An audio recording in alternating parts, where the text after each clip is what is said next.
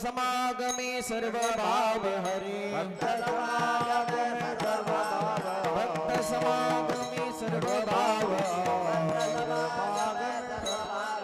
न सांगता करे सर्व काम न सांगता करे सर्व काम बाट विलारा हृदय सुमते साठ विलारा हृदय सुमते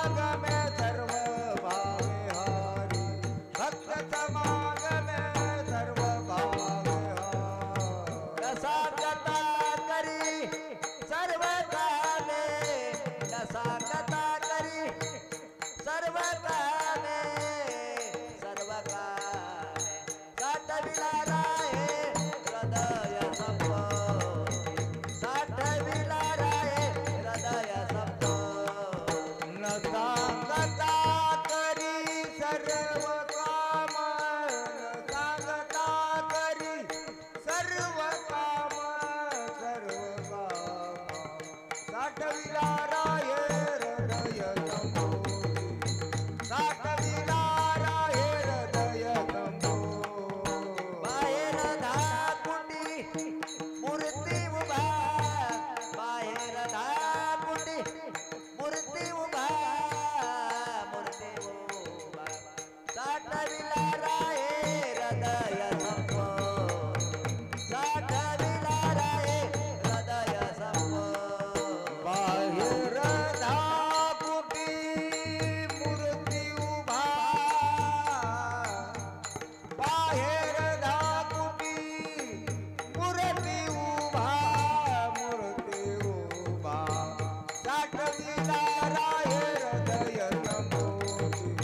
साठ विलारा हे हृदय संबोधी बाहेर धाकुटी मूर्ती उभा बाहेर धाकुटी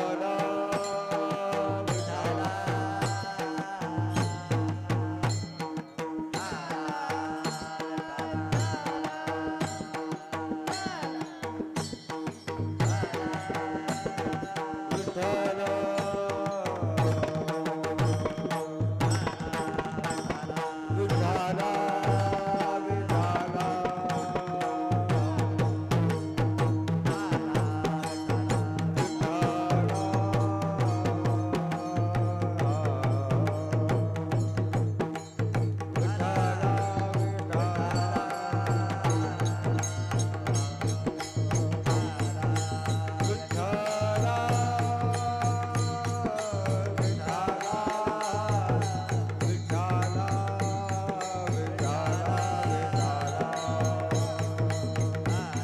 साठ विलारा हे हृदय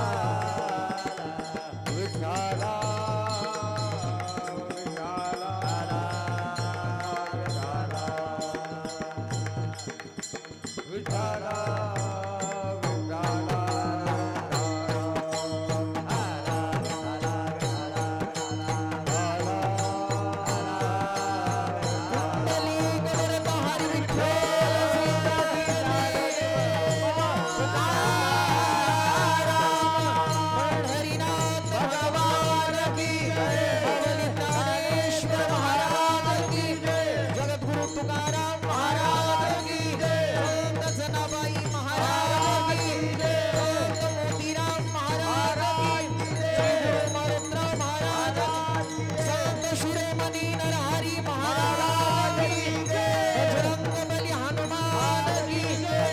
साठ विलारा हे हृदय संबोधी विठ्ठला न सांगता करी सर्व काम साठ विलारा हे हृदय संपुष्टी बाहेर धाकुटी मूर्ती उभा मागण्याची आस पाही मुकाकडे चिंतेला रोकडे मनोरथ तुका मनी जीव भाव देवा पायी ठेवनिया काही न मागते विठाला विठाला विठाला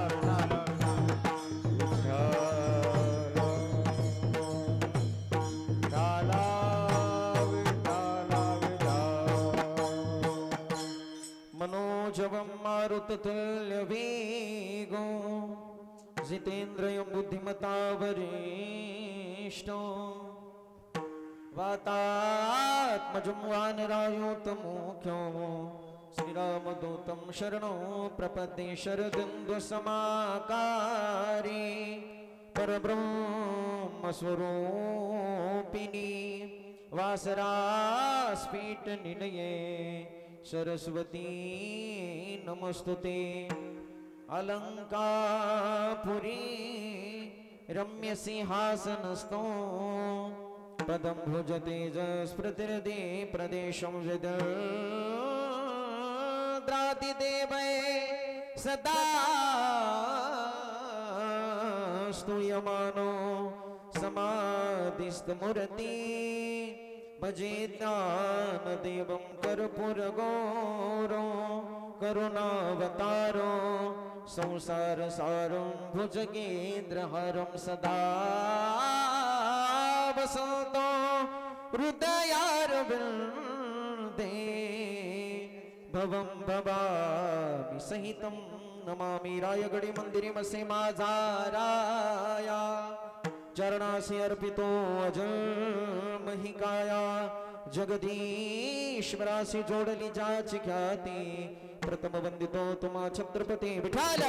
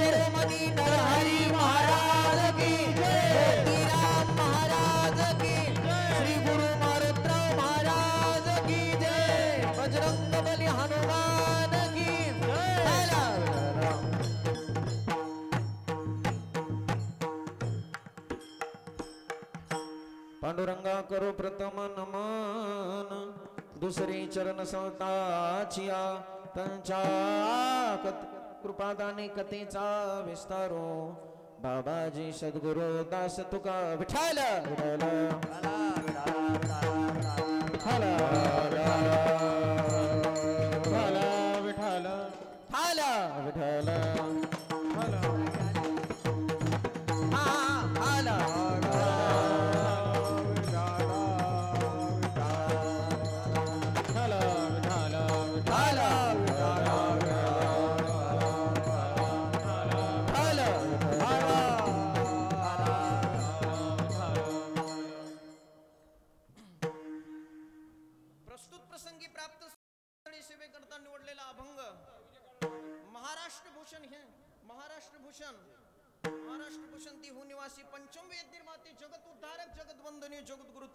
चार चरणाचा चार कडव्याचा भक्तांचं वर्णन करणारा अभंग सेवे करता निवडलेला आहे विठाल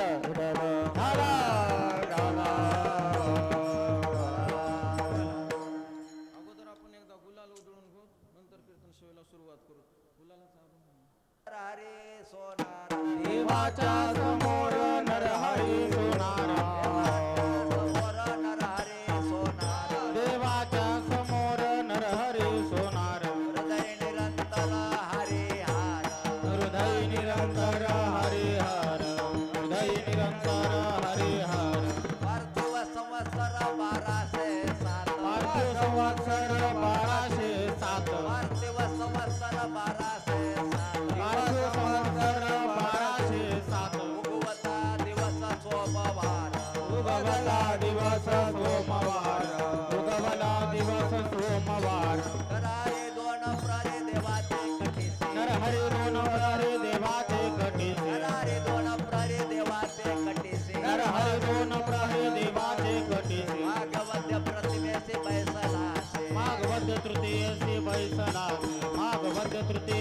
ऐसलासे पार्थिव संवत्सर 1207 पार्थिव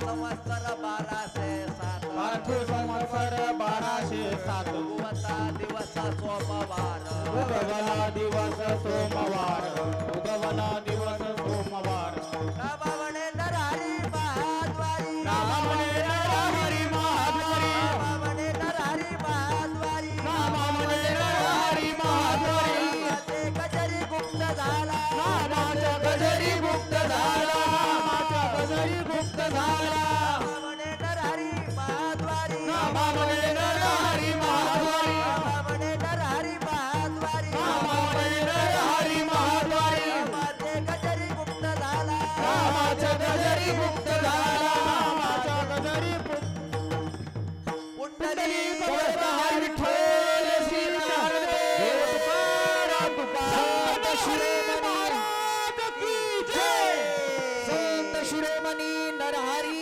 महाराज की जय विठ्ठल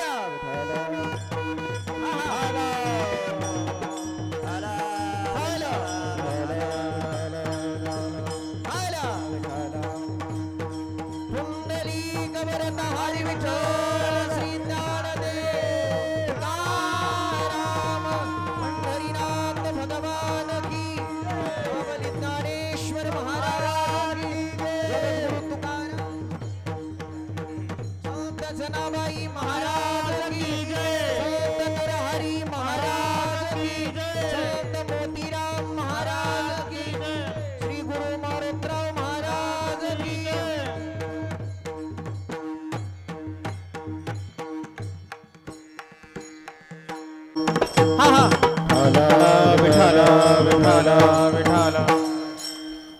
प्रस्तुत प्रसंगी प्राप्त स्थळी सेवेकरता निवडलेला अभंग महाराष्ट्र भूषण हिंदवी स्वराज्याचे संस्थापक छत्रपती शिवाजी महाराजांचे धर्मगुरू स्वतःच्या संसाराची राखरांगोळ करून सर्वसामान्य माणसाला भगवंताची प्राप्ती व्हावी याकरता वारकरी संप्रदायाच्या कळसाच्या ठिकाणी जे विराजमान आहेत ते देहू निवासी पंचम विद्यमाते जगत उद्धारक जगत वंदनीय जगद्गुरु तुकोबराय यांचा 4 चरणाचा 4 कडव्याचा भक्तांचं वर्णन करणारा अभंग सेवेकरता निवडलेला आहे विठ्ठल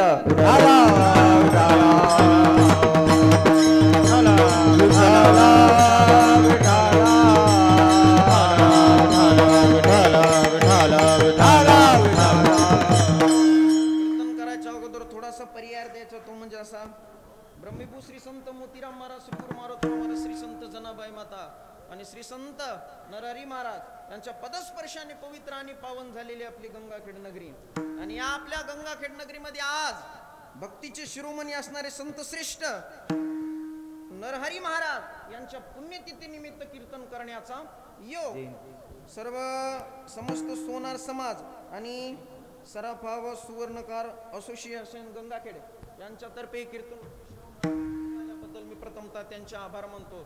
तसंच या कीर्तन सेवेसाठी ज्यांच्याकडून मला फोन आला आमचे आदरणीय राजेंद्र भाऊ यांच्याकडून कीर्तन रूपी सेवा मला मिळाल्याबद्दल मी प्रथमतः त्यांचे आभार मानतो.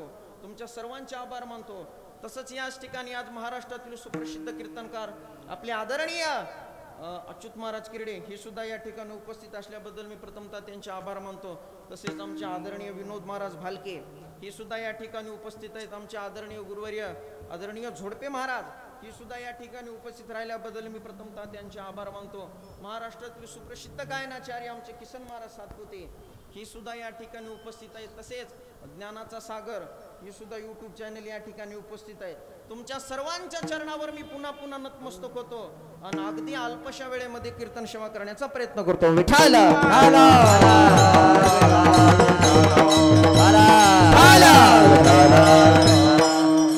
आपल्याकडं प्रामुख्यानं मामा 2 संप्रदाय आहेत. एक संप्रदाय म्हणजे शैव संप्रदाय आणि दुसरा संप्रदाय म्हणजे वैष्णव संप्रदाय. मुळात जर विचार केला गुरुजी तर दोन्ही संप्रदाय एकच आहेत. अरे वाटा जरी भिन्न भिन्न असल्या तर ठिकाण मात्र एकच आहे. म्हणून जेवढा आपण भगवान पांडुरंग परमात्म्याची भक्ती करतो तेवढीच आपण भगवान शंकराची सुद्धा भक्ती केली पाहिजे. आणि जेवढी आपण भगवान शंकराची भक्ती करतो दाजी तेवढीच आपण पांडुरंग परमात्म्याची भक्ती केली पाहिजे. कारण दोन्ही देव काय इथे एकच आहेत. म्हणून या दोन्ही देवामध्ये आपण कधी भेदभाव केला नाही पाहिजे. हरिहरा भेद नाही नका करू वाद.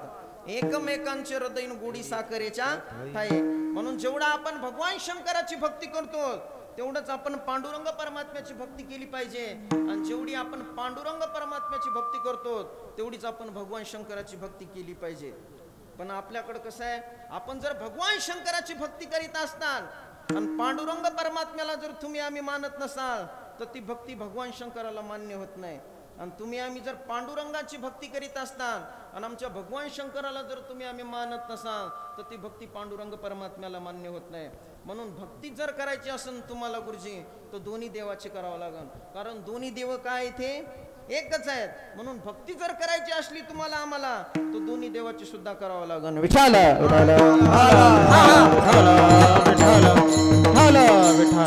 एवढंच नाही गुरुजी, मला तर असं वाटतंय की आमच्या वारकरी संप्रदायाची निर्मिती जर कोण केली असं तर ती भगवान शंकरानं केलेली आहे. म्हणून पंढरपूरचे पहिले वारकरी जर कोण असतील तर ती आमचे भगवान शंकर आहेत. एका जनार्दनी वैष्णव आणि शिरोमणी महादेव. पंढरपूरचे पहिले वारकरी जर कोण असतील मामा तर पहिले वारकरी कोण आहेत? भगवान शंकर आहेत. म्हणून त्या दोन्ही देवाची आपण काय केलं नाही, काय पाहिजे कधी भेदभाव केला नाही. आज सुद्धा काशी क्षेत्रामधून भगवान शंकर पहाटे 4 वाजता पांडुरंगाच्या दर्शनाला येतात. रंबादिक नाचती उभ्या जोडून हात आणि त्रिशूळ डमरू घेऊन आला गिरिजेचा कांत. पांडुरंग परमात्म्याचे पहिले वारकरी भगवान शंकर आहेत. म्हणून पांडुरंग परमात्म्याच्या कपाळावरती शिवलिंग आहे. म्हणून या दोन्ही देवामध्ये आपण कधीच भेदभाव केला नाही पाहिजे. विठाल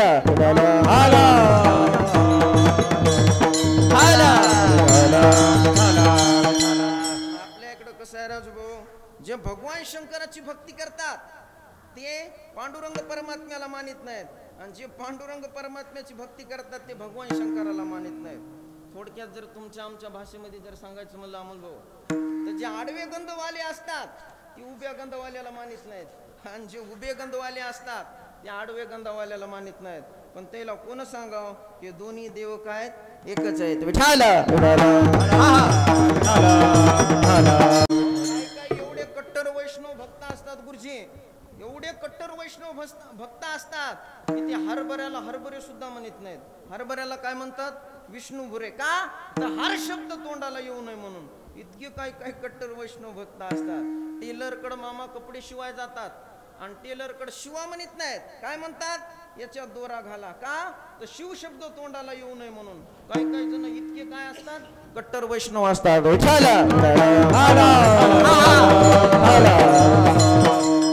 एकदा कट्टर शैवाची मुलगी मामा कट्टर वैष्णवाच्या घरी दिली. आता त्या दोघाची सोयरीक होत नसती महाराज, पण कीर्तनापुरती आपण काय करू त्याची सोयरीक लावू. कट्टर शैवाची मुलगी कोणाच्या घरी दिली? कट्टर वैष्णव संप्रदायवाल्याच्या दिली. आणि लग्न झाल्याच्या नंतर पोरगी सकाळ सकाळ लवकर उठली.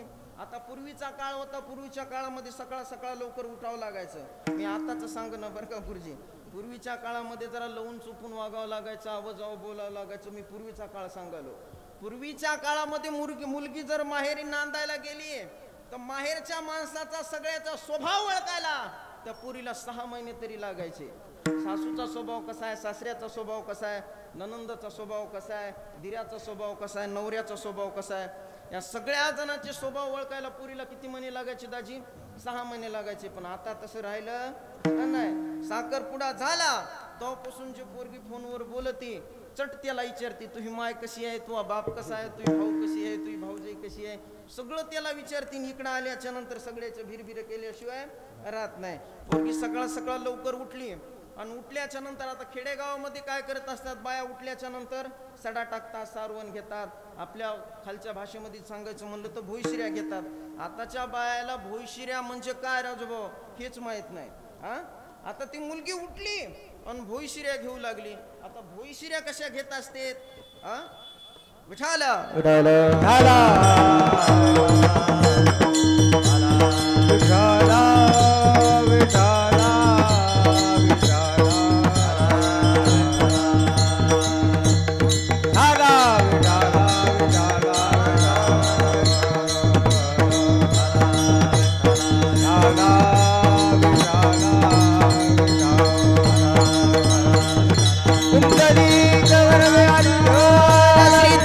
देव तुकाराम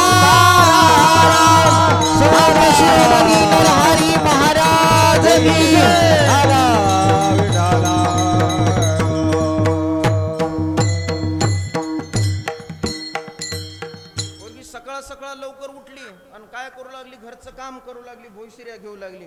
आता मला खरं सांगा गुरुजी, भोईशिऱ्या कशा घेत असते? आताच्या बायाला भोईशिऱ्या म्हणजे काय हेच माहित नाही. पोरगी भोईशिऱ्या घेऊ लागली, तितक्याच कोण बघितलं, तिच्या सासऱ्यानं बघितलं आणि सासरा त्या पोरीच्या जवळ आला आणि सासरा त्या पोरीला म्हणू लागला, बाई आम्ही कट्टर वैष्णव संप्रदायामधले माणसं आहेत, आम्ही कट्टर वैष्णव संप्रदायामधले माणसं आहेत, आमच्या इकडं आडव्या गोष्टी चलत नाहीत, आमच्या इकडं भोईशिऱ्या जरी घ्यायच्या असल्या तर कशा घ्याव्या लागत असत्यात, उभ्या घ्याव्या लागतात. आता उभ्या भोईशिऱ्या घ्यायत असतात का? ती पोरगी म्हणली, माय पहिल्या दिवशीच असं म्हणल्यावर आता आयुष्य कसं काढावं. पण ती पोरगी लेटेस्ट जमान्यातली होती बाबा, तिनं तशाच कशा तरी उभ्या भोईशिऱ्या घेतल्या. आता उभ्या भोईशिऱ्या घेत असतात का? उभ्या भोईशिऱ्या घेतल्या आणि तेवढ्या सासरा उठला, प्रातःकाळाला जाऊन आला आणि प्रातःकाळाला आल्याच्या नंतर पायावर पाणी घेतलं,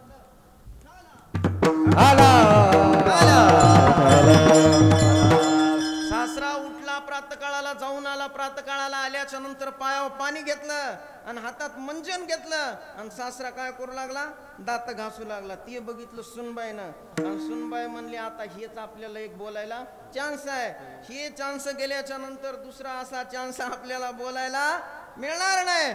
म्हणून पोरगी सासऱ्याच्या जवळ गेली आणि सासरे बोलायला म्हणू लागली, मामाजी आपण कट्टर वैष्णव संप्रदायामधले माणसं आहेत, आपण वैष्णव संप्रदायामधले माणसं आहेत, आपल्यात आडव्या गोष्टी चालत नाहीत. सासरा म्हणला, बाई तुला नेमकं काय म्हणायचंय? ती म्हणली, मला एवढंच म्हणायचंय, दात जरी घासायचे असते तर आपल्याला कसे घासावं लागतील, सरळ घासावं लागते. तसेच कसे तरी दात त्या सासऱ्यानं घासले. आता मामा मला सांगा, दात सरळ घासायत असतात का? हा, तसेच घासले, तोंड धुतलं, तोंड धुतल्याच्या नंतर त्या सुनचं दर्शन घेतलं. त्यानं मला, सुनबाई आजपासून जसं तुला काम करायचंय तसं तू कर, आम्हाला जसं कसं करायचंय तर आम्ही करतो. मला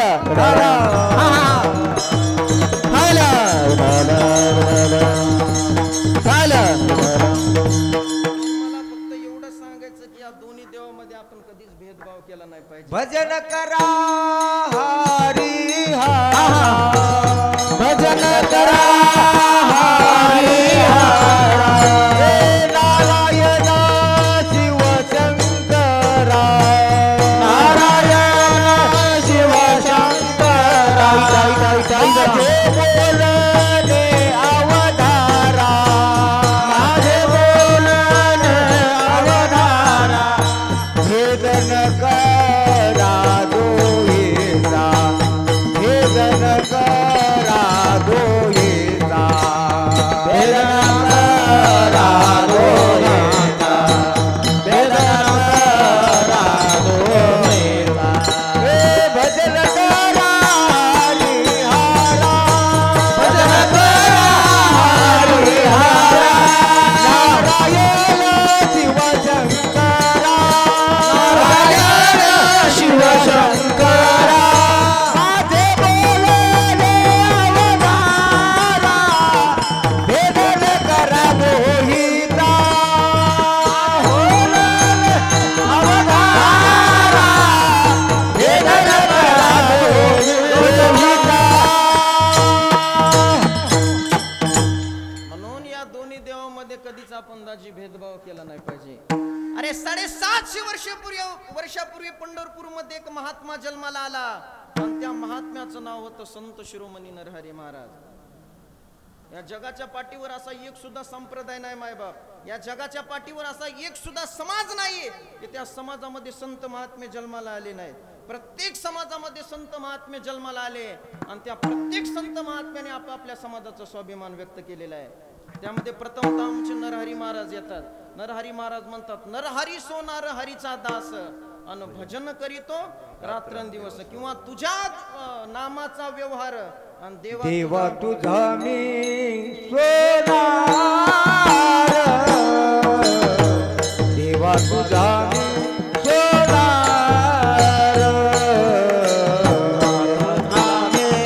सोनार, देवा तुझा मी सोनार, तुझे नामाचा व्यवहार, तुझे नामाचा व्यवहार, तुझे नामाचा व्यवहार,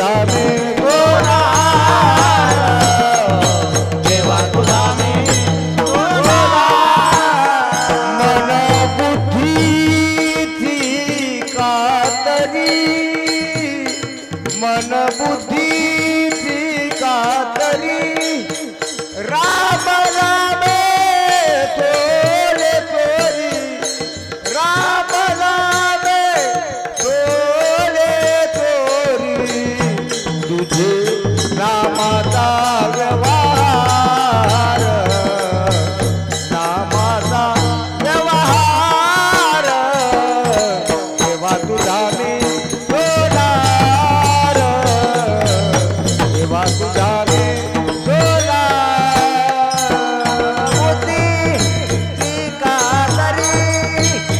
मन बुद्धीची कातरी राम राम थोडे थोरी राम राम थोडे थोरी तुझे नामाचा व्यवहार देवा तुझा मी सोनार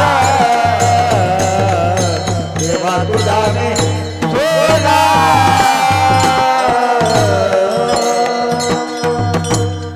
तुझ्या नामाचा व्यवहार आणि देवा तुझा मी सोनार. या जगाच्या पाठीवर असा एक सुद्धा समाज नाहीये की त्या समाजामध्ये संत महात्मे जन्माला आले नाहीत. प्रत्येक समाजामध्ये संत महात्मे जन्माला आले आणि त्या प्रत्येक संत महात्म्याने आपापल्या समाजाचा स्वाभिमान व्यक्त केलाय. म्हणून आमच्या वारकरी संप्रदायामध्ये जातीला किंमत नाहीये महाराज. जातवित गोतकुळ शिळ मात आणि भजे का त्वरित भावनायुक्त. आणि वारकरी संप्रदायामध्ये आल्याच्या नंतर एखादा माणूस जर आमच्या वारकऱ्याला जात विचारित असं तर त्याला कुंभी पाकक नावाच्या नरकामध्ये गरम तेलामध्ये जशा पुऱ्या तळल्या जातात तसं त्याला तळावं लागत असते. वैष्णवाची अतिवाणी जो आपण अनुभोगितो पतन कुंभ पाके. म्हणून या जगाच्या पाठीवर दोन भयानक पाप सांगितलेले आहेत. पहिलं पाप म्हणजे वारकरी संप्रदायामध्ये आल्याच्या नंतर एखाद्या संत महात्म्याची निंदा करणं आणि संत महात्म्याची जात विचारणं. आणि दुसरं पाप म्हणजे संत महात्म्याची निंदा करणं. म्हणून कधीच कोण्या माणसाची माणसानं निंदा केलं नाही पाहिजे. विठाल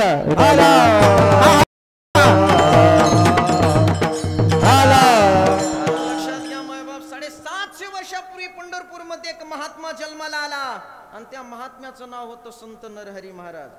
नरहरी महाराजाला लहानपणापासूनच भगवंताची भक्ती करण्याची आवड होती. संत नरहरी महाराज म्हणजे संत नरहरी महाराज लहानपणापासूनच देवाची काय करायचे, भक्ती करायचे. पंढरपूर मध्ये संत नरहरी महाराज राहायचे पण कधी पांडुरंगाच्या दर्शनाला जायचं नाही. का तर मी शैव संप्रदायामधला माणूस आहे. शैव संप्रदायामधला असल्यामुळे पांडुरंगाचं कधीच त्यांनी दर्शन घ्यायचं नाही. पंढरपूर मध्ये राहायचे पण पांडुरंगाचं दर्शन घ्यायचं नाही. एक दिवशी भगवान शंकराला असं वाटलं की एवढा आपला जवळचा भक्त आहे आणि आपल्याच आराध्य दैवताला जर मानत नसेल तर भगवान शंकराचं अंतकरण भरून आलं. आणि भगवान शंकरानं एक दिवशी चमत्कार केला. काय चमत्कार केला मामा?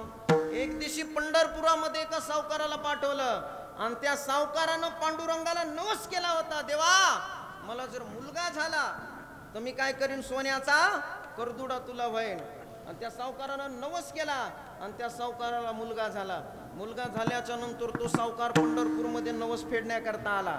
ज्यावेळेस तो सावकार पंढरपूरमध्ये नवस फेडण्याकरता आला त्यावेळेस पांडुरंगाचं दर्शन घेतलं आणि दर्शन घेतल्याच्या नंतर गावातल्या काही लोकांना म्हणू लागला, बाबा इथं सोन्याचं दुकान कुठे आहे, इथं सोन्याचं दुकान कुठे आहे. आणि गावातल्या काही लोकांनी नरहरी महाराजांची भेट करून दिली. ज्यावेळेस तो सावकार नरहरी महाराजाच्या जवळ आला आणि नरहरी महाराजाला सांगू लागला, महाराज मी पांडुरंगाला नवस केला होता, मला जर मुलगा झाला तर मी पांडुरंगाला काय करतो, सोन्याचा करदुडा वाहतो. आणि पांडुरंगाच्या आशीर्वादानं मला काय झाला, मुलगा झाला. आता नवस फेडण्याकरता मी पंढरपूरला आलोय, मला पांडुरंगाच्या मापाचा कमरचा काय करा, सोन्याचा करदुडा बनवून द्या. आणि नरहरी महाराजानं त्या सावकाराला सांगितलं, सोन्याचा करदुडा बनवून देतो म्हणले मी तुला, पण पांडुरंगाच्या कमरेचं माप काढायला मी जाणार नाही. मी कट्टर शैव संप्रदाय मधला माणूस आहे, मी पांडुरंगाचं तोंड सुद्धा पाहत नाही. पांडुरंगाच्या मापाचा करदुडा सोन्याचा करून देतो कमरेचा, पण माप घ्यायला मी जाणार नाही. हे घ्या सुतळीचा तुकडा आणि तुम्ही काय करा, पांडुरंगाच्या कमरेचं माप काढून आणा. आणि त्या सावकार महाद्वारामध्ये आला, पांडुरंगाच्या कमरेचं त्यानं काय केलं, माप काढलं. आणि माप काढल्याच्या नंतर तो पुन्हा नरहरी महाराजाच्या जवळ आला आणि नरहरी महाराजाला तो सुतळीचा तुकडा दिला. नरहरी महाराजानं त्या मापाप्रमाणे सोन्याचा काय केला, करदुडा बनवला आणि त्या सावकाराकडे दिला. जसे सावकार मंदिरात आले आणि पांडुरंगाच्या कमरेला जसे तो सोन्याचा करदुडा बांधू लागले, तसं गुरुजी 2 बोट करदुडा काय पडायचा, कमी पडायचा. कमी पडल्याच्या नंतर पुन्हा सावकार नरहरी महाराजाकडे आले, म्हणले महाराज तुम्ही कसा करदुडा बनवून दिला, हे करदुडा 2 बोट काय व्हायलाय, कमी पडायलाय. पुन्हा आमच्या नरहरी महाराजानं 2 बोट करदुडा काय करायचा, वाढून द्यायचा. पुन्हा वाढून दिल्याच्या नंतर तो सावकार पुन्हा पांडुरंगाच्या मंदिरात जायचा आणि पांडुरंगाला काय करायचा, करदुडा घालायचा. पण पुन्हा करदुडा घातल्याच्या नंतर पुन्हा करदुडा 2 बोट आणखीन काय पडायचा, कमी पडायचा. 2-4 वेळेस असं झालं आणि 2-4 वेळेस झाल्याच्या नंतर तो सावकार म्हणला नरहरी महाराजाला, महाराज हे माप घ्यायचं मला काही जमत नाही, एकदा तुम्हीच महाद्वारामध्ये या आणि पांडुरंगाच्या कमरेचं काय करा, माप घ्या आणि सोन्याचा करदुडा आम्हाला बनवून द्या. त्यावेळेस नरहरी महाराजांना सांगितलं, मी कट्टर शैव संप्रदायातला माणूस आहे, मी पांडुरंगाचं तोंड सुद्धा बघत नाही आणि तुम्ही मला पांडुरंगाच्या कमरेचं माप घ्यायला सांगायले. सावकार म्हणले, महाराज तुम्ही पांडुरंगाचं तोंड बघू नका, तुम्ही काय करा, फक्त पांडुरंगाच्या कमरेचा काय करा, माप घ्या. आणि पांडुरंगाच्या मंदिरात आल्याच्या नंतर तुम्ही डोळ्याला काय बांधायची, लाल पट्टी बांधायची. आणि आमचे संत नरहरी महाराज पांडुरंगाच्या मंदिरात आले. आयुष्यात पहिल्यांदाच नरहरी महाराज पांडुरंगाच्या मंदिरात आले आणि डोळ्याला काय बांधली, गुरुजी डोळ्याला लाल पट्टी बांधली. आणि आमचे नरहरी महाराज पांडुरंगाच्या समोर उभं टाकले आणि पांडुरंगाच्या कमरेला जसा नरहरी महाराजांना हात लावला तसं नरहरी महाराजांच्या हाताला पांडुरंगाची मूर्ती लागायचीच नाही. दाजी नरहरी महाराजाच्या हाताला काय लागायचं, भगवान शंकराची साळुंका लागायची. आणि नरहरी महाराज म्हणायचे, मला तुम्ही पांडुरंगाच्या मंदिरात घेऊन आलेच नाहीत, मला तुम्ही महादेवाच्या मंदिरात घेऊन आलेत. म्हणून नरहरी महाराजांना काय करायचं, गुरुजी नरहरी महाराजांना काय करायचं, डोळ्याची पट्टी काढायची. आणि डोळ्याची पट्टी काढल्याच्या नंतर समोर कोण दिसायचे, पांडुरंग परमात्मा दिसायचा. अहो याचं तुम्हाला तोंड बघायचं नाही. पुन्हा पट्टी डोळ्याला बांधायची आणि पुन्हा पांडुरंगाच्या कमरेला हात लावायचा. जसा पांडुरंगाच्या कमरेला हात लावावा तसं पांडुरंगाची मूर्ती हातात यायची नाही, तर नरहरी महाराजाच्या हातात कोण यायची, भगवान शंकराची साळुंका यायची. 2-4 वेळेस असं झालं गुरुजी. आणि 2-4 वेळेस असं झाल्याच्या नंतर नरहरी महाराजाच्या लक्षात आलं की आतापर्यंत ज्या देवाचा आपण भेदभाव करू लागलो तो जगाचा मालक आमचाच आहे, विठाला. या दोन्ही देवामध्ये बाबा आपण कधीच भेदभाव केला नाही. आमचे जगद्गुरु तुकोबारा एकादशीचं महात्म्य सांगतात. दाजी एकादशीचं महात्म्य सांगतात, एकादश धरायला लावतात. पण जगद्गुरु तुकोबारा एकादशी धरायला लावतात, तसं सोमवारचं सुद्धा महात्म्य सांगतात. एकादशी व्रत सोमवार टाळी टाळी टाळी वाजवा माय बाबा. कोण त्याची गती होईल, एकादशी व्रत सोमवार रे कोण त्याची गती होईल, कोण त्याची गती होईल. एकादशी व्रत सोमवार करीती कोण त्याची गती होईल, कोण त्याची गती होईल, कोण त्याची गती होईल. एकादशी व्रत सोमवार करीती कोण त्याची कोण त्याची गती होईल, कोण त्याची गती होईल.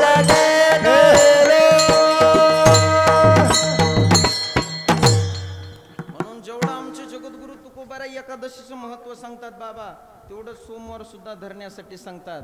म्हणून या दोन्ही देवामध्ये आपण कधीच अमोलभाव भेदभाव केला नाही पाहिजे, विठाला.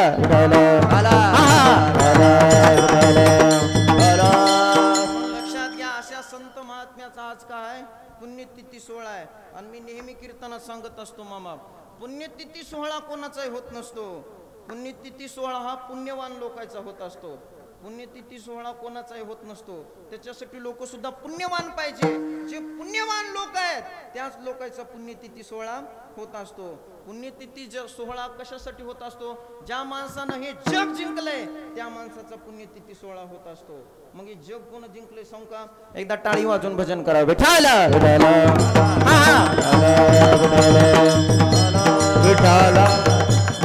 मला एका प्रश्नाचं उत्तर द्या बाबा. तुमच्या घरी, तुमच्या घराच्या भिंतीवर तुमच्या आजोबाचा फोटो आहे का हो?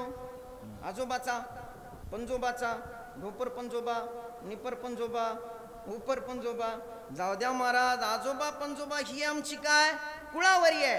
अरे आजोबा पंजोबा ही आमची कुळावरी आहे. पण शोकांतिका करण्यासारखी गोष्ट आहे की ज्या बापजाद्याच्या रक्तामधून तुमचा आमचा जन्म झाला त्या बापजाद्याचे तुमच्या आमच्या घरी फोटो नाहीत. ज्या पंजोबाच्या रक्तामधून तुमचा आमचा आजोबा झाला, ज्या आजोबाच्या रक्तामधून तुमच्या आमच्या बापजाद्याचा जन्म झाला, अरे ज्या बापजाद्याच्या रक्तामधून तुमचा आमचा जन्म झाला त्या बापजाद्याचे तुमच्या आमच्या घरी फोटो नाहीत. मी काय सांगायलो राजूभाऊच्याकडे थोडं बारकाने लक्ष द्या. ज्या बापजाद्याच्या रक्तामधून तुमचा आमचा जन्म झाला त्या बापजाद्याचे तुमच्या आमच्या घरी फोटो नाहीत. पण या महाराष्ट्राच्या पाठीवर, अरे या महाराष्ट्राच्या पाठीवर असं एकच हिंदूचं घर मला दाखवा की त्याच्या घरी आमच्या संत नरहरी महाराजाचा फोटो नाही. ज्या बापजाद्याच्या रक्तामधून तुमचा आमचा जन्म झाला त्या बापजाद्याचे तुमच्या आमच्या घरी फोटो नाहीत. पण तुमच्या आमच्या घरी संत नरहरी महाराजाचा फोटो कस काय? याला जग जिंकणं म्हणत असतात. मग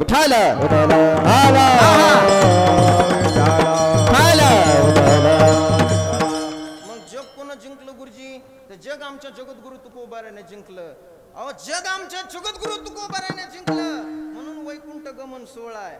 जग आमच्या ज्ञानोबाराने जिंकलं, जग आमच्या ज्ञानोबाराने जिंकलं म्हणून अखंड संजीवन समाधी सोहळा आहे. जग आमच्या ध्रुव बाळानं जिंकलं म्हणून ध्रुव तारा आहे. जग आमच्या संत नरहरी महाराजांना जिंकलं म्हणून तो पुण्यतिथी सोहळा आहे. पुण्यतिथी सोहळा कोणाचा होत नसतो.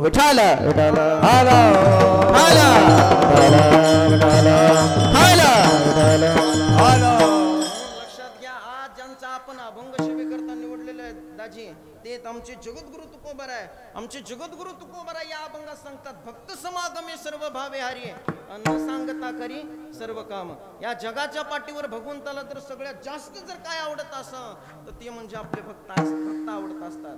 म्हणून जोपर्यंत तुम्ही आम्ही सगळ्या जगाचं नातं तोडून भगवंताशी नातं जोडत नाहीत तोपर्यंत तुम्हाला आम्हाला भगवत भक्त होता येत नाही.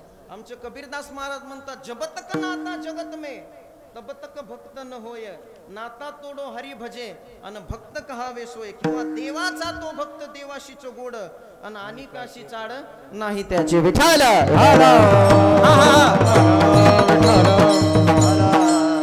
भगवद्गीतेमध्ये भक्ताचे 4 प्रकार सांगितलेले आहेत.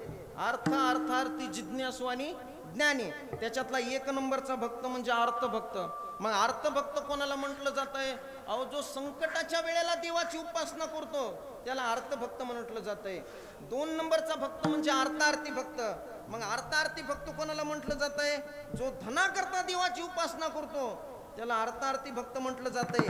3 नंबरचा भक्त म्हणजे जिज्ञासू भक्त. देव जाणण्याकरता जो देवाची उपासना करतो दाजी त्याला जिज्ञासू भक्त म्हणलं जात आहे. आणि 4 नंबरचा भक्त म्हणजे ज्ञानी भक्त. देव जाणून ज्ञानाची ज्ञानोत्तर भक्ती करणारा भक्त म्हणजे ज्ञानी भक्त. मग अशा ज्ञानी भक्ताच्या यादीमध्ये जर कोणाचा नंबर येत असला तर आमच्या मारुतीरायाचा. बुद्धिहीन तनु जानके सुमर्यो पवन कुमार, बलबुद्धी विद्या देहू मोही हरू कले सविकार. संत हे सागरासारखे असतात. अहो सागराच्या ठिकाणी कोणी जरी पाणी प्यायला आलं तर सागर काय करत असतो? आपल्या पाण्यानं समोरच्या माणसाची ताण भागवत असतो. आमचे ज्ञानोबारा म्हणतात, का गायीची तृष्णा हरवू व्याघ्र विष होऊन मारू आणि तो नेनेची गा सागरू होय जैसा. अहो ऊस लावणाऱ्याला सुद्धा गोड लागत असतो आणि त्याला चरकात घालून पिळणाऱ्याला सुद्धा गोडच लागत असतो. जसं गोडी हा ऊसाचा गुणधर्म आहे तसं भक्त सुद्धा त्यालाच म्हणतात की जो भक्त कधीच भगवंतापासून विभक्त होत नाही. ज्या भक्ताला देवाशिवाय दुसरं काही आवडत नाही त्या भक्ताला 1 नंबरचा भक्त म्हणतात. सर्व संगी विटा आला आणि तू एकला आवडसी. किंवा त्या भक्ताचा विषय काय झालेला असतो दाजी? विषय तो त्यांचा तारी तारी तारी तारी. हा हा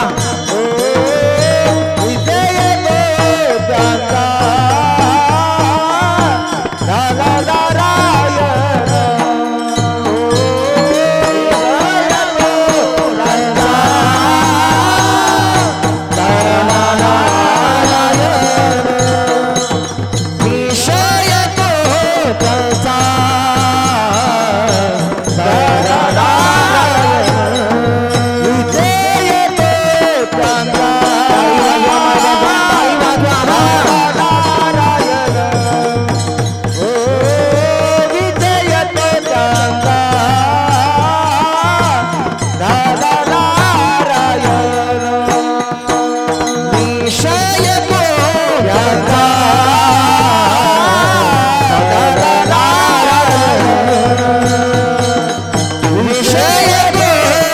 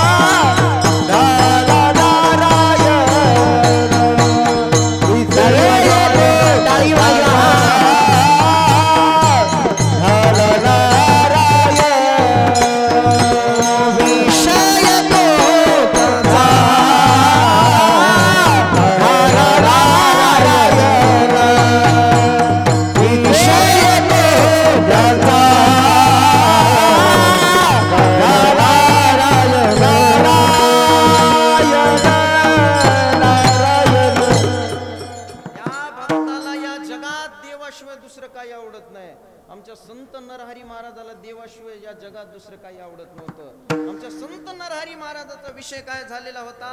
विषय तो त्यांचा झाला नारायण. ना आवडे जनधन, माता पिता धन का आवडत नाही हो? धनवंता लागे आणि सर्व मान्यता आहे जगी, म्हणून आमच्या संत महात्म्याला धन आवडत नाही. बरं जन का आवडत नाही? जन म्हणजे कोण राजभाऊ? जन म्हणजे जगातले लोक. जगातले लोक का आवडत नाहीत? अहो जगाचा जर सर्वे केला तर जगातले लोक कसे आहेत? लोक स्वार्थी आहेत. लोक आपल्याला कुठपर्यंत मानतात? जोपर्यंत आपलं चांगलं चाललंय तोवर लोक तुम्हाला आम्हाला मानतात. आणि एकदा का तुमचं आमचं गुरुजी वाजलं की इमानदारीने सांगतो लग्नाची पत्रिका सुद्धा आपल्याला कोणी देत नाही. 10-5 वर्षापूर्वी एक माणूस दाजी गरीब होता. गरीब म्हणजे चांगलाच गरीब होता. त्यावेळेस त्याला विचारून सुद्धा कोणी पुसत नव्हतं. पण भविष्यात त्याच्याकडे चांगलं पद आलं, प्रतिष्ठा आली, मान आला, सन्मान आला. मग कोणी म्हणू लागलं ते तर आमच्या जवळून पाहुणे येतो. आमचे कबीरदास महाराज म्हणतात एक माणूस बाजाराची पिशवी घेऊन कुठं गेला? बाजाराला गेला. आणि बाजाराची पिशवी घेऊन घरी आला की लहान लेकरू सुद्धा काय म्हणते? अन्न आले, अन्न आले, अन्न आले, अन्न आले, अन्न आले, अन्न आले. त्या लेकराला अन्न कशा सोबत खावं ही सुद्धा कळत नाही. ती सुद्धा लेकरू काय म्हणते? अन्न आले, अन्न आले, अन्न आले, अन्न आले, अन्न आले. कुठपर्यंत गुरुजी? जोपर्यंत अन्नाचं अन्न शिल्लक आहे तोपर्यंत. आणि एक दिवस त्या अन्नाच्या जीवनामध्ये असा येतो की त्या अन्नाचं अन्न संपत आहे. त्या अन्नाचं बाबा अन्न संपत आहे आणि तेच अन्न पुन्हा अन्नाला महाग होत आहे. मग घरचेच लोक मरायची वाट बघतात. बैल म्हणे खरं मरता तरी बरे, नासी येले घर तुमकोन या. किंवा जोवरी चळण गा तोवरी म्हणती माझा, मानिती लहान देह सुखाची काजा. इंद्रिय मावळले आला बागुला आजा, आणि कैसा विपरीत झाला हाची देह नव्हे तुझा. धनवंता लागी, धनवंता लागी, धनवंता लागी, धनवंता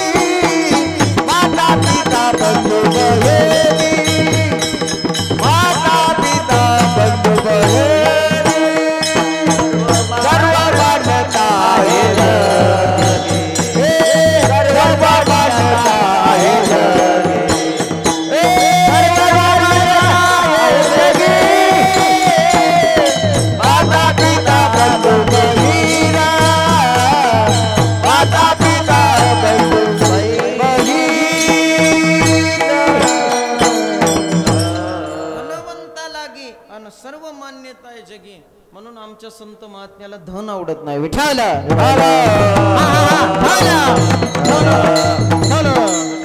अमोल भाऊ तुमच्याकडे असून असून किती धन असणार आहे? लय झालं आपल्या 2च बोटात 2 अंगठ्या असतात. बघा सावकारचे आहेत का नाही?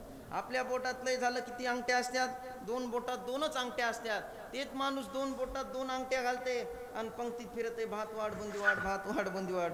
याच्या पलीकडे तुमच्या आमच्याकडे असून असून काय धन असणार आहे. एका जणानं बाबा 2 कोटीचं घर बांधलं.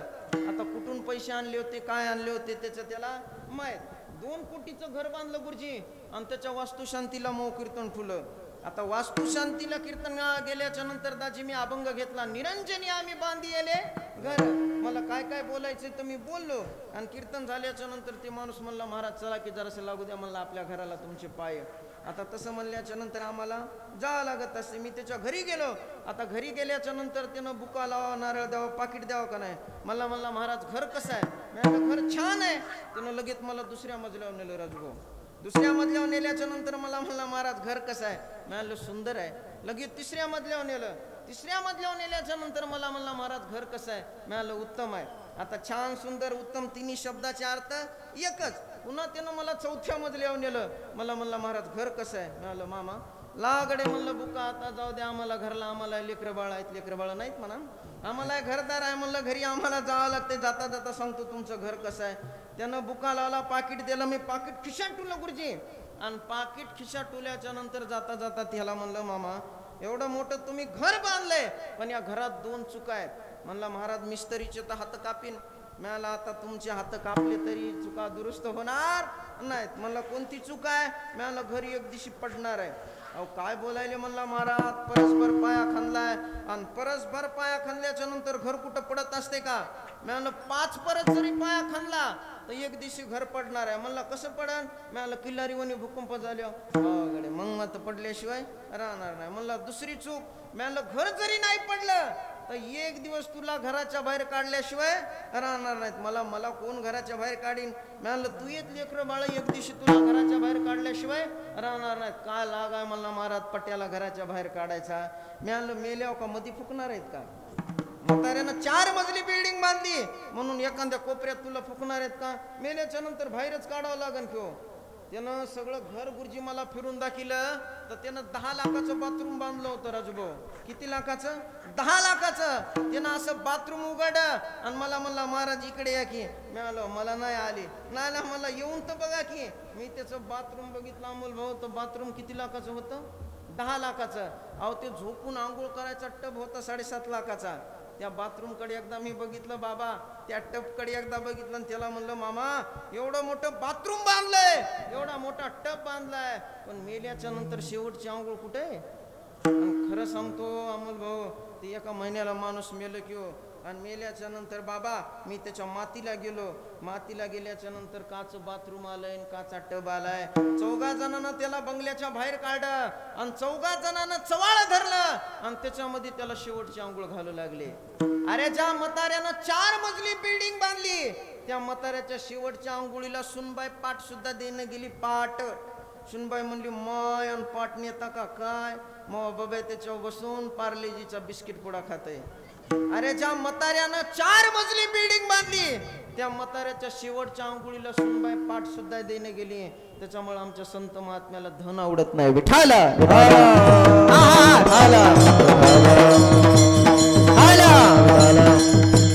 पण आज ज्यांचा आपण अभंग सेवेकरता निवडलेला आहे तेच आमचे जगद्गुरु तुकोबार आहे. आमच्या जगद्गुरु तुकोबाराकडे किती संपत्ती होती सांगू का. अहो आशिया खंडातील सर्वात मोठी आणि महागडी नगरपालिका जर कोणती असेल तर ती पुणे जिल्ह्यातील पिंपरी चिंचवडची महानगरपालिका आहे. ती पुणे जिल्ह्यातील पिंपरी चिंचवडची महानगरपालिका त्यावेळेस आमची जगद्गुरु तुकोबाराची जहागिरी होती. मग तुम्हीच खरं सांगा दादा की आमचे जगद्गुरु तुकोबारा किती श्रीमंत होते. अहो 350 वर्षाच्या अगोदर आमच्या जगद्गुरु तुकोबाराकडे 65 लाखाची प्रॉपर्टी होती. 350 वर्षाच्या अगोदर आमच्या जगद्गुरु तुकोबाराकडे 65 लाखाची प्रॉपर्टी होती. 350 वर्षाच्या अगोदरचा 1 रुपया म्हणजे आता त्यानं आपलं सगळं गंगाखेडी कद घेतलं असतं. एवढी जगद्गुरु तुकोबाराकडे संपत्ती होती. पण दुष्काळ पडला आणि दुष्काळ पडल्याच्या नंतर होतं नव्हतं तेवढं आमच्या जगद्गुरु तुकोबारानं गोरगरीब जमते तर बाबा वाटून टाकलं. ज्या कर्जाच्या वह्या होत्या त्या कर्जाच्या वह्या आमच्या जगद्गुरु तुकोबारानं इंद्रायणीच्या डोहामध्ये बुडून टाकल्या. म्हणून या महाराष्ट्रातली पहिली शेतकऱ्याची कर्जमाफी कोण केली असेल गुरुजी तर ती आमच्या जगद्गुरु तुकोबारानं केलेली आहे. पण त्या कर्जमाफीचा आमच्या जगद्गुरु तुकोबाराच्या संसारावर एवढा परिणाम झाला की आमच्या जगद्गुरु तुकोबाराच्या घरी खायलाच काय राहिलं नाही. दुष्काळ आटीला द्रव्य नेला मान आणि एक स्त्री अन्न करिता मेली. अहो आमच्या जगद्गुरु तुकोबारायच्या घरची परिस्थिती एवढी हलाखीची झाली की आमच्या जगद्गुरु तुकोबारायच्या एका पत्नीला अन्न करून मरावं लागलं तरी आमचे जगद्गुरु तुकोबाराय देवाला दोष देत नाहीत. या उलट आमचे जगद्गुरु तुकोबाराय म्हणतात बरे झाले देवा निघाले दिवाळे आणि बरे या दुष्काळे पिढ्या गेली. अहो आपली स्वतःची पत्नी अन्न करून मेली तरी जगद्गुरु तुकोबाराय देवाला दोष देत नाहीत. याला म्हणतात दाजी सर्व संगी विटा आला आणि तू एकाला आवडसी. आमच्या जगद्गुरु तुकोबारायला देवाशिवाय दुसरं काही आवडत नव्हतं म्हणून जगाचा मालक आमच्या जगद्गुरु तुकोबारायच्या माग लागायचा. अहो आमच्या जगद्गुरु तुकोबारायचा काय अधिकार होता. आमच्या जगद्गुरु तुकोबारायच्या पायाखालच्या मातीनं सुद्धा विठ्ठल विठ्ठल म्हणाव ही या महाराष्ट्राच्या मातीची ताकद आहे. आमचे जगद्गुरु तुकोबारायच्या वाटनं जायचे ती वाट विठ्ठल विठ्ठल म्हणत होती. आपली वाट लागायची वेळ आली पण आपल्या मुखाला विठ्ठल विठ्ठल भजन येत नाही. आमच्या संत जनाबाई मातेनं ज्या गौरीला हात लावावा ती गौरी विठ्ठल विठ्ठल म्हणायची. आपल्या गौऱ्या मसनं जशी वेळ आली पण आपल्या मुखाला विठ्ठल विठ्ठल भजन येत नाही. अहो आमच्या संत जनाबाई मातेच्या गौऱ्यानं सुद्धा विठ्ठल विठ्ठल म्हणाव हा आमचा गंगाखेडकरांचा अधिकार आहे. इतकं आमचे संत महात्मे भजन करीत होते. एक दिवस जगाचा मालक आमच्या जगद्गुरु तुकोबारायच्या घरी आला आणि जगाचा मालक आमच्या जगद्गुरु तुकोबारायच्या घरी आल्याच्या नंतर आमच्या जगद्गुरु तुकोबारायच्या घरी बसायला समईचा पलंग होता का मोडकी या बाजावरी वाकळाच्या शेजा काय पाहुणे घराची आजी आले ऋषिकेशी पाहुणे घराची आजी आले ऋषिकेशी काय करू मी उपचार काय करू मी उपचार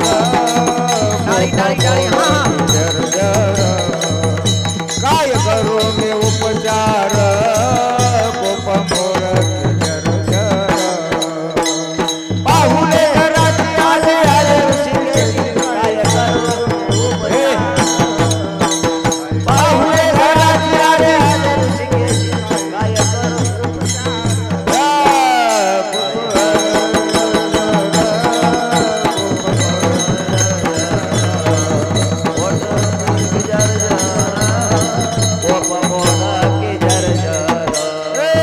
घरी मोर किया मातावरे वाकळे त्याचे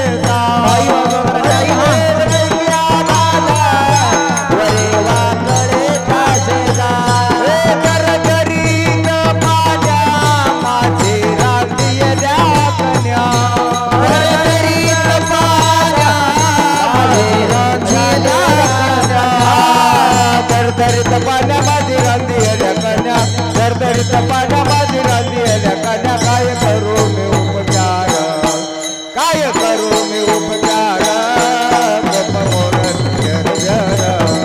काय करू मी उपचार गोप मोर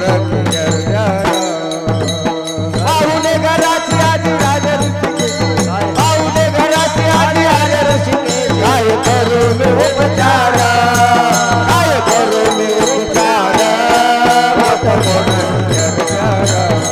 काय करू मी उपचार गोप मोर जगाचा मालक आमच्या जगद्गुरु तुकोबारायच्या घरी आल्याच्या नंतर आमच्या जगद्गुरु तुकोबारायच्या घरी बसायला सलमाईचा पलंग होता का मोडकी या बाजावरी वाकळाच्या शेजा काय करू उपचार अनुकूप मोडकी जर्जर ही आमच्या जगद्गुरु तुकोबारायच्या घरची श्रीमंत होती. जगाचा मालक आमच्या जगद्गुरु तुकोबारायच्या घरी जेवायला आल्याच्या नंतर आमच्या जगद्गुरु तुकोबारायच्या घरी काय पंचपक्वानाचा बेत होता का दरदरीत पाण्या माझी रांजियल्या कन्या काय करू उपचार आणि खूप मोडकी जर्जर ही आमच्या जगद्गुरु तुकोबारायच्या घरची परिस्थिती होती. जगाच्या मालकानं आमच्या जगद्गुरु तुकोबारायच्या घरची परिस्थिती बघितली आणि जगाच्या मालकाचं अंतकरण भरून आलं आणि जगाचा मालक जगद्गुरु तुकोबारायला म्हणू लागले तुकोबाराय मागा तुम्हाला मला काय मागायचं असेल तर. जगाचा मालक जगद्गुरु तुकोबारायला म्हणतोय तुकोबाराय मागा तुम्हाला मला काय मागायचं असेल तर.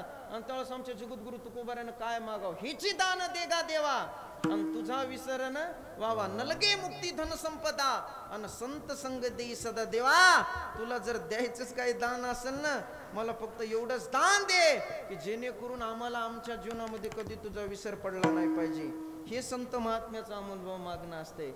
संत महात्मे आपले स्वतःसाठी कधीच काही मागत नसतात आणि जे स्वतःसाठी मागतात ते संतत्व दशेला कधी प्राप्त होत नसतात. विठाला ज्ञानोबा तुकाराम म्हणल्याच्या नंतर संध्याकाळी तुम्हाला आम्हाला गुलाबजाम खायला मिळालेत. ज्ञानोबा तुकाराम म्हणल्याच्या नंतर संध्याकाळी तुम्हाला आम्हाला बाबा गुलाबजाम खायला मिळाले, पण ज्या ज्ञानोबारानं ज्ञानेश्वरी सारखा अलौकिक ग्रंथ निर्माण केला त्या ज्ञानोबाराला एक दिवशी मांडे खाण्याची इच्छा झाली, या समाजानं ज्ञानोबाराला मांडे भाजण्याकरता खापर सुद्धा मिळू देऊ नये, त्या समाजासाठी आमचे ज्ञानोबारा काय मागू लागले, जे काळाची व्यंकटी सांडो तया सत्कर्म निरती वाढो आणि भूता परस्परे पडो मैत्र जीवाचे, हे संत महात्म्याचं मागणं असतं. विठाल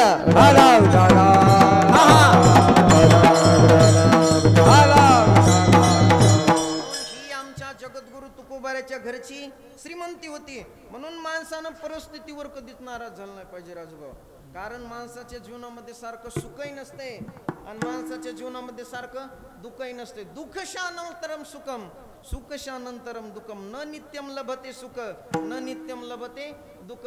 कधी कधी आपल्याला आपल्या जीवनामध्ये असे प्रसंग पाहायला मिळतात की आज काय काय खाव, हे खाव का ते खाव का ते खाव का ते खाव, कधी काय काय खावं तर कधी काय खावं, हे दोन्ही प्रसंग आपल्याला आपल्या जीवनामध्ये पाहायला मिळत असतात. म्हणून माणसानं परिस्थितीवर रडत बसलं नाही पाहिजे महाराज.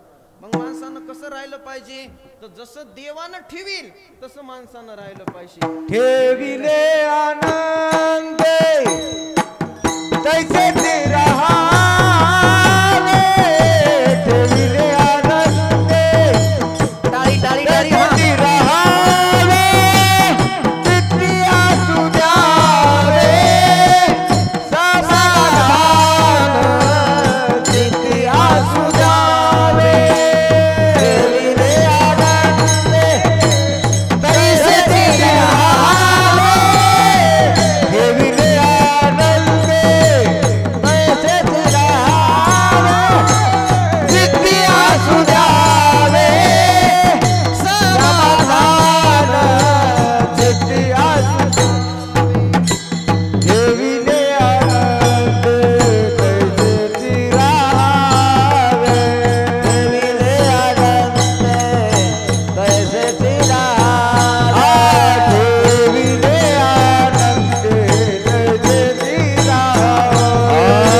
ठेविले आनंद तैसे ते रहावे, ठेविले आनंद तैसे ते रहावे, ठेविले आनंद तैसे ते रहावे, चित्ती आसू द्यावे समाधान, चित्ती आसू द्यावे, ठेविले आनंद तैसे ते रहावे, चित्ती आनंद तैसे ते रहावे, चित्ती आसू द्यावे समाधान, चित्ती आसू द्यावे.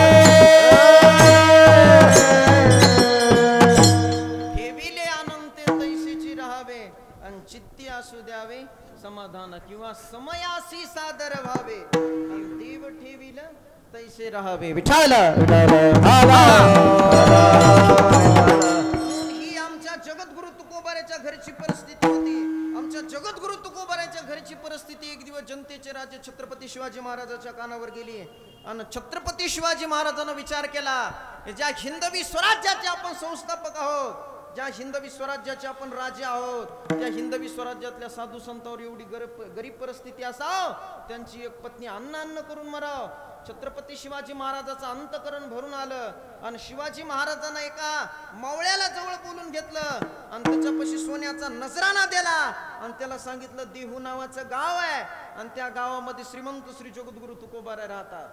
आमच्या जगद्गुरु तुकोबाऱ्याला श्रीमंत ही जर पदवी कोण दिली असं तर ती छत्रपती शिवाजी महाराजांना दिलेली आहे. छत्रपती शिवाजी महाराजांना त्या सेवकाला सोन्याचा नजराणा दिला आणि त्याला सांगितलं देहू गावाला जा आणि देहू गावामध्ये जाऊन जगद्गुरु तुकोबाऱ्याला सोन्याचा नजराणा भेट दे म्हणून.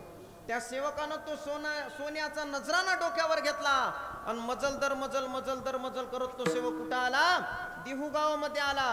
गावामध्ये आल्याच्या नंतर मारुतीरायाचं मंदिर होतं. प्रत्येक गावामध्ये राजूभाऊ मारुतीरायाचं मंदिर असते आणि त्या मंदिराच्या समोर एक कटाडा होता आणि त्या कटाड्यावर 10-5 लोक बसले होते. त्या 10-5 लोकांपैकी एका जणाला त्या सेवकानं आवाज दिला, काका अहो इथं श्रीमंत श्री जगद्गुरु तुकोबारायचं घर कुठे आहे, इथं श्रीमंत श्री जगद्गुरु तुकाराम महाराज कुठं राहतात. आणि आमच्या जगद्गुरु तुकोबारायला श्रीमंत पदवी लावलेली त्या काकाला आवडली नाही. आणि त्यानं सांगितलं अरे त्याला राहायला घर नाही म्हणले, त्याला राहायला स्वतःच घर नाही. आणि तुम्ही त्याला श्रीमंत श्री जगद्गुरु तुकाराम महाराज म्हणतात. समोर जे चौक दिसायलाय त्या चौकातून डाव्या साईडला जे झोपडं दिसायलंय ते जगद्गुरु तुकोबरायचं घर आहे. आणि त्या सेवकानं विचार केला की ज्या राजाने हा सोन्याचा नजराना ज्या साधूसाठी पाठवलाय त्या साधूवर एवढी गरीब परिस्थिती असावं की त्या साधूला आपलं स्वतःच राहायला घर सुद्धा नसावं. पण जाऊ द्या म्हणले, ज्या अर्थी छत्रपती शिवाजी महाराजांनी हा नजराना पाठवलाय त्या अर्थी साधू अधिकार संपन्न असला पाहिजे. म्हणून तो सेवक त्या रस्त्यानं समोर निघाला. समोर निघाल्याच्या नंतर वाटत एक 80-85 वर्षाची म्हातारी आजी होती. त्या आजीच्या हातामध्ये तुळशीची माळ होती आणि ती आजी रामकृष्ण हरीचा जप करू लागली. तो सेवक आजीच्या जवळ आला आणि जवळ आल्याच्या नंतर त्या आजीला विचारू लागला, आजी इथं श्रीमंत श्री जगद्गुरु तुकोबरायचं घर कुठे? आजीनं त्या सेवकाला विचारलं, दादा कोण आहेस तू? तुला जगद्गुरु तुकोबरायचं घर कशासाठी पाहिजे? कुठून आलास तू? त्यावेळेस त्या सेवकानं सांगितलं, आजी जनतेचे राजे छत्रपती शिवाजी महाराजांचा सेवक आहे मी, त्यांचा मावळा आहे मी. आणि शिवाजी महाराजांना हा सोन्याचा नजराना जगद्गुरु तुकोबरायला भेट म्हणून पाठवलाय आणि तो देण्याकरता मी इथपर्यंत आलाय. हे वाक्य त्या आजीनं ऐकलं मायबाप आणि त्या आजीच्या पायाखालची जमीन सरकली. त्या आजीच्या डोळ्याला पाणी आलं आणि ती आजी त्या सेवकाला सांगू लागली, दादा अरे ज्या राजाने तुला सोन्याचा नजराना घेऊन ज्या साधूकडे पाठवलंय त्या राजाला आम्ही मानतो. का मानतो? तो राजा वारकऱ्यावर प्रेम करतो, तो राजा साधू संतावर प्रेम करतो म्हणून त्या राजाला आम्ही मानतो. पण ज्या राजाने हा सोन्याचा नजराना घेऊन तुला ज्या साधूकडे पाठवलंय तो साधू कधीच कोणाचं काही घेत नाही रे. तो साधू कधीच कोणाचं काही घेत नाही. म्हणून ज्या पावलांनी तू इथपर्यंत आलास त्या पावलानं तू आलेल्या पावलांनी वापस जाय. हे वाक्य त्या सेवकानं ऐकलं मायबाप आणि त्या सेवकाच्या पायाखालची जमीन सरकली. तो सेवक खाली बसला आणि तो सेवक विचार करू लागला की ज्या अर्थी जगद्गुरु तुकोबराच्या गावातल्या 80-85 वर्षाची म्हातारी माणसं जर जगद्गुरु तुकोबराबद्दल हे वाक्य बोलत असते ते आमच्या जगद्गुरु तुकोबराच्या भक्तीचं टोक असलं पाहिजे. हे आमच्या जगद्गुरु तुकोबराच्या भक्तीचा कळस असला पाहिजे. आणि त्या सेवकानं विचार केला, हा सोन्याचा नजराना घेऊन जर मी गडावर वापस गेलो दाजी तर राजे मला म्हणतील तुला एक काम दिलेलं तुझ्याच्यानं झालं नाही. राजे नाराज होतील. म्हणून आजीची शान विचारपूस केली, शहानिशा केली. तुकोबराय कुठं बसतात, कुठं भजन करतात? आजीनं सांगितलं समोर जे शिळा मंदिर दिसायले त्या शिळा मंदिरावर जगद्गुरु तुकोबराय रोज काकडा भजन करतात. आणि तो सेवक त्या शिळा मंदिराच्या जवळ आला बाबा आणि त्या शिळा मंदिरावर त्यानं काय केली, तो सोन्याचा नजराना ठेवला आणि तो सेवक गडावर परत वापस आला. पहाटे 4 वाजले आणि 4 वाजता आमचे जगद्गुरु तुकोबराय तिथं काकडा भजन करण्यासाठी आले. तुकोबरायनं त्या शिळेकडे बघितलं मायबाप तर शिळा ती अशी थरथर थरथर थरथर कापू लागली. ज्यावेळेस जगद्गुरु तुकोबरायनं त्या शिळेकडे बघितलं आणि त्या शिळेवरचा सोन्याचा नजराना बघितला त्यावेळेस तुकोबरायच्या लक्षात आलं की जनतेचे राज्य छत्रपती शिवाजी महाराजांना सोन्याचा नजराना आपल्याला भेट म्हणून पाठवलाय. आमच्या जगद्गुरु तुकोबरायनं तो सोन्याचा नजराना घेतला दाजी आणि वारकऱ्याच्या हातानं गडावर पाठवला. याला भक्त म्हणतात. विठाला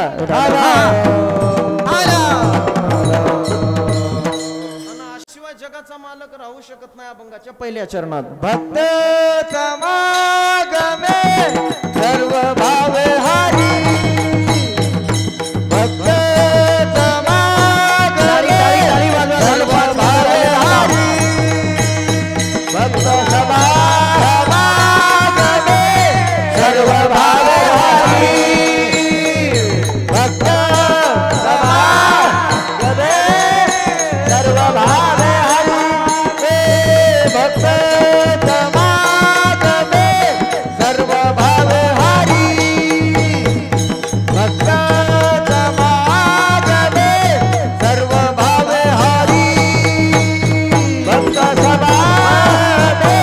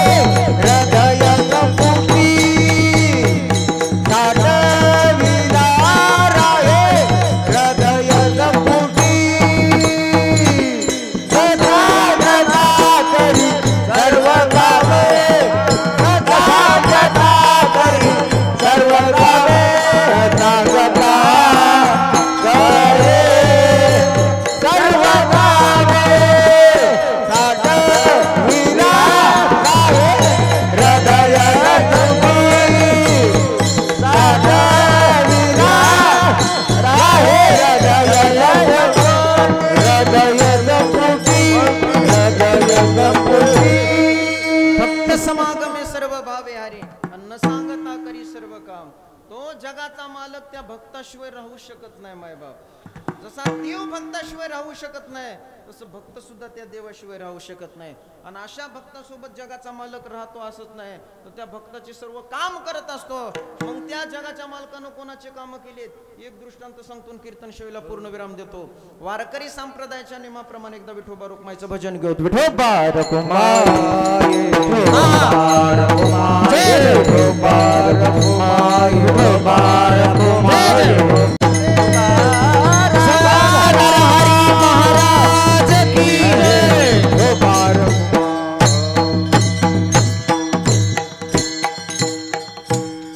जगाच्या मालकानं सडा टाकला, सारवण केलं. जे दळण दळायचंय ते दळण जवळ आणून ठेवलं. आणि आमच्या संत जनाबाई माता मस्त सासूबाई वणी उठल्या आणि जगाच्या मालका संग दळण दळू लागल्या. सुंदर माझे जाते ग फिरते बहुत, ओव्या गाऊ कौतुकी तू ये रे बा विठ्ठला, ओव्या गाऊ कौतुकी तू ये रे बा विठ्ठला. दळण दळता दळता दळता दळता दळता दळता जगाच्या मालकाच्या काहीतरी लक्षात येत आहे. म्हणून जगाचा मालक आमच्या संत जनाबाई मातेकडे बघत आहे. जगाच्या मालकाचं अंतकरण भरून येत आहे. आणि जगाचा मालक आमच्या संत जनाबाईला म्हणते, जना तुला मला काही मागायचंय का ग, तुला मला काही मागायचंय का ग.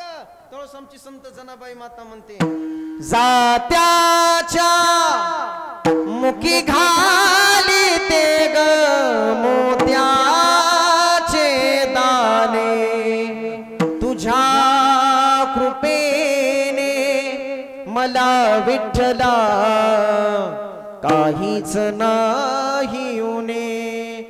दळण दळता दळता दळता दळता टाइम कुठं निघून जाते राजूभाऊ लक्षात येत नाही. जगाचा मालक घडीकडे बघतात तर 1 वाजून गेलेला असतंय. जगाच्या मालकाला वाटते आपला वेळ झाला, आपण गडबडीनं गेलं पाहिजे. जगाचा मालक गडबडीने निघत आहे, पण जगाचा मालक गडबडीने निघतात. पण जगाचा मालक आपले अलंकार आमच्या जनाबाईच्या घरी विसरतात आणि जनाबाईची फाटकी वाकळ घेतात आणि विटेवर जाऊन उभं टाकतात. पहाटे 4 वाजतात. अनंत शास्त्री जगाच्या मालकाच्या मंदिराचा दरवाजा उघडतात तर त्या अनंत शास्त्रीला जगाच्या मालकाची मूर्ती दिसती, पण जगाच्या मालकाच्या अंगावरचे अलंकार मात्र दिसत नाही. आणि सगळ्या पंढरपुरामध्ये एकच बातमी पसरती, जगाच्या मालकाची चोरी झाली, चोरी झाली, चोरी झाली. कोण चोर आहे, त्यानं जगाच्या मालकाचे अलंकार पळवले. आणि सगळीकडे तपास सुरू होत आहे. आणि तपासांती असं लक्षात येते राजूभाऊ की जगाच्या मालकाच्या पायाजवळ फाटकी वाकळ पडलेली असती. ती वाकळ घेऊन सगळे जण कुठे येतात, जनाबाईच्या झोपडीत येतात. जनाबाईच्या घराची तपासणी करतात तर आमच्या जनाबाईच्या घरी जगाच्या मालकाचे अलंकार मिळतात. आमची जनाबाई म्हणत असते, मी चोरी केलं नाही, मी चोरी केलं नाही. पण सगळ्या गावाच्या पुढे एकटा हरिभक्तपरायण बाबा काय करणार आहे, एकटा हरिभक्तपरायण महाराज काय करणार आहे. आमच्या जनाबाईला सुळावर द्यायचं ठरवण्यात येतंय. चंद्रभागेच्या वाळवंटामध्ये सूळ रवला जात आहे आणि त्या सुळावर आमच्या जनाबाईला द्यायचं ठरवण्यात येतंय. ज्यावेळेस आमच्या जनाबाईला सुळावर द्यायचं ठरवण्यात येतंय त्यावेळेस आमची जनाबाई देवाला प्रश्न विचारते, देवा अरे आतापर्यंत असं ऐकलं होतं की भक्तावर संकट पडल्याच्या नंतर तू धावून येत असतोस म्हण.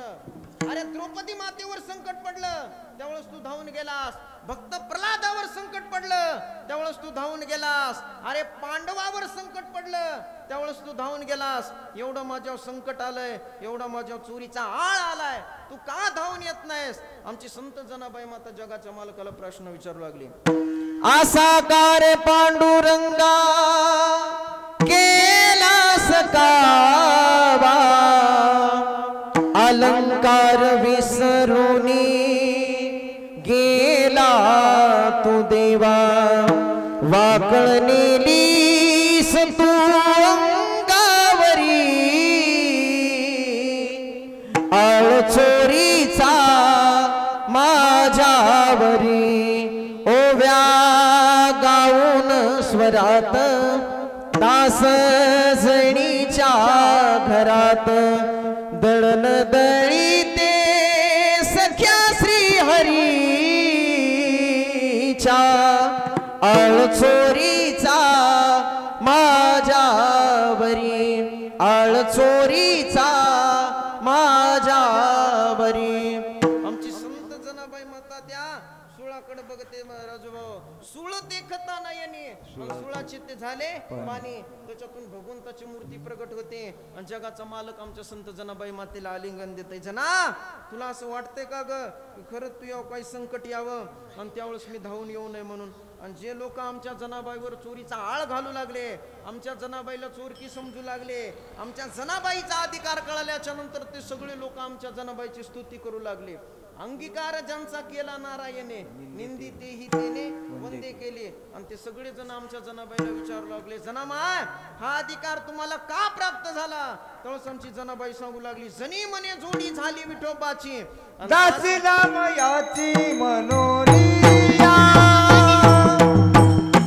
दासी रामयाची मनोरिया, दासी रामयाची मनोरिया, दासी रामयाची मनोरिया, जनी मने जोडी झाली विठोबाची, जनी मने जोडी झाली विठोबाची, जनी मने जोडी झाली विठोबाची, जोडी झाली विठोबाची. हे दासी रामयाची मनोरिया, दासी रामयाची मनोरिया, दासी रामयाची मनोरिया, दासी रामयाची मनोरिया. जनी म्हणे जोडी झाली विठोबाची आणि दासी नामयाची मनोनिया. मला फक्त एवढंच तुम्हाला सांगायचंय, झाड लोट करी जनी आणि केर भरी चक्र पाणी. म्हणून भक्त समागमे सर्व भावे हरी, अन्न सांगता करी सर्व काम. झालेली कीर्तन रूपे शिवा ब्रह्मीभू श्री संत मोतीराम महाराज, श्री गुरु मारुतराव महाराज, श्री संत जनाबाई माता, श्री संत शिरोमणी नरहरी महाराज यांच्या चरणावर अर्पण कीर्तन शिवेला पूर्ण विराम. ज्ञानेश्वर माऊली महाराज माऊली ज्ञानेश्वर माऊली महाराज ज्ञानेश्वर माऊली महाराज ज्ञानेश्वर माऊली ज्ञानेश्वर माऊली.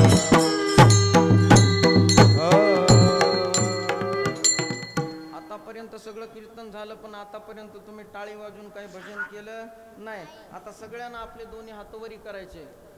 जेवढ्या जेवढ्याला देवाने दोन हात दिले त्या सगळ्या जणांना आपले दोन्ही हातवरी करायचे आणि एकदा भगवंताचं नामस्मरण करायचं. सगळ्यांना हातवरी करा.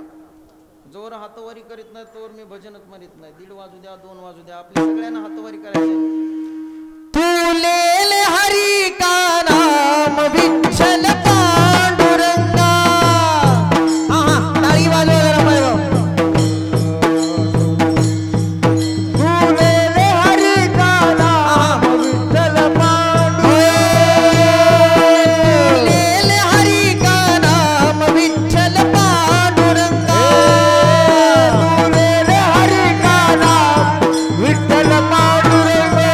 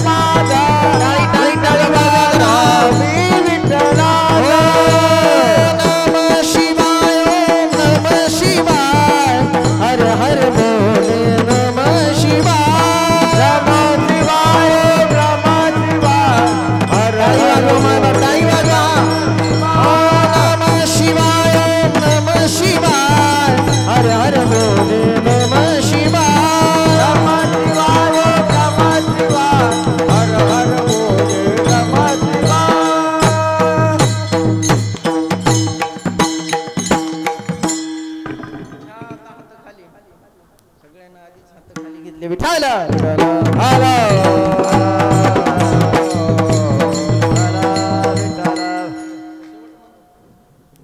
तुका मन जीवा भाव देवा पायी तुका मन जीवा भाव देवा पायी तुका म्हणे देव भाव देवा पायी तुका म्हणे देव भाव देवा पायी देवनिया काय न मागती देवनिया काय न मागती साठविला राय हृदय जपूती साठ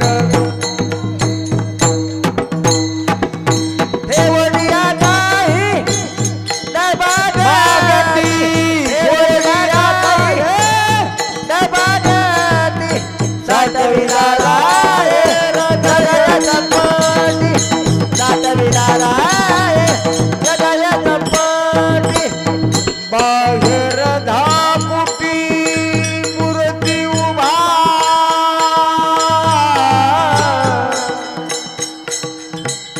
बाहेर धापुटी मूर्ती उभा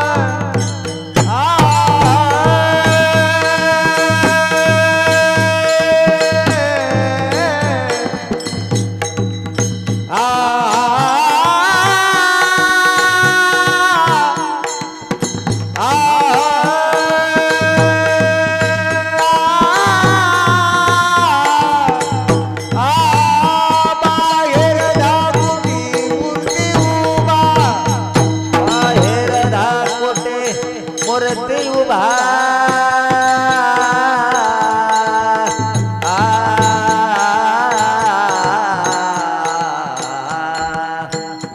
बाहेर धापुटी मूर्ती उभा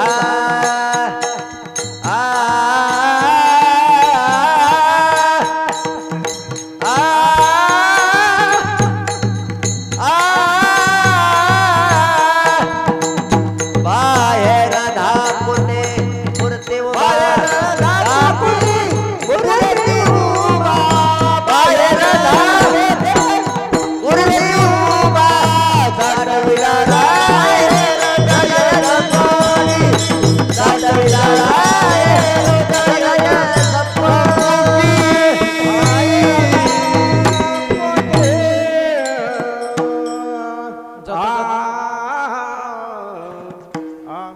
जाता जाता एवढं सांगून जाईन माय बाप, संपत्ती कमवण्याच्या नादामध्ये संततीकडे दुर्लक्ष होईना असं वागू नका. माझं म्हणणं नाही मामा की संपत्ती कमवू नये म्हणून, संपत्ती कमवली पाहिजे, कारण संपत्ती कमवणं हा एक पुरुषार्थ आहे आणि तो प्रत्येकच माणसाला जमतो असं नाही गुरुजी. संपत्ती कमवा, पण संपत्ती कमवते वेळ संततीकडे दुर्लक्ष होईना असं वागू नका. संपत्ती कमवा, पण कशी कमवा? आमचे जगद्गुरु तुकोबराय सांगतात, जोडून या धन उत्तम व्यवहारे आणि उदास विचारे वेच करी. आपल्या खिशामध्ये लाखो रुपयाचा खळखळाट पाहिजे, आपल्या खिशामध्ये लाखो रुपयाचा खळखळाट पाहिजे, पण त्या लाखो रुपयाच्या खळखळाटामागे कधीच कोण्या गोरगरिबाचा तळतळाट नसला पाहिजे. आणि ज्या घरामध्ये गोरगरिबीचा तळतळाटाचा पैसा येत असतो, ज्या घरामध्ये गोरगरिबाच्या अश्रूचा पैसा येत असतो, नारदाच्या गद देऊन खरं सांगायलो, त्या घरात एखादं तरी पागल जन्माला येत असते. त्या घरात एखादं लेकरू तरी पागल जन्माला येत असतं. एवढं पागल जन्माला येतंय की बाप दाद्यानं आयुष्यभर गोरगरीब लोकांचे मुडके मोडून जे संपत्ती कमवलेली आहे, जी इस्टेट कमवलेली आहे, ती सगळी एक ना एक दिवस त्याची विल्हेवाट लावल्याशिवाय ते राहत नाही. म्हणून संपत्ती कमवण्याच्या नादामध्ये संततीकडे दुर्लक्ष होईन असं वागू नका. आपल्या लेकराला चांगले संस्कार द्या. आपल्या लेकराला ज्ञानेश्वरी वाचायला शिकवा. आपल्या लेकराला श्रीमद भगवद्गीता वाचायला शिकवा. आपल्या लेकराला हरिपाठ वाचवायला शिका. आपल्या लेकराला पसायदान वाचायला शिका. ज्या दिवशी तुम्ही आम्ही सुद्धा आपल्या लेकराला श्रीमद भगवद्गीतेचं ज्ञान देताल त्या दिवशी राष्ट्र हिंदू राष्ट्र झाल्याशिवाय राहणार नाही. विठ्ठल जय जय विठ्ठल. हा हा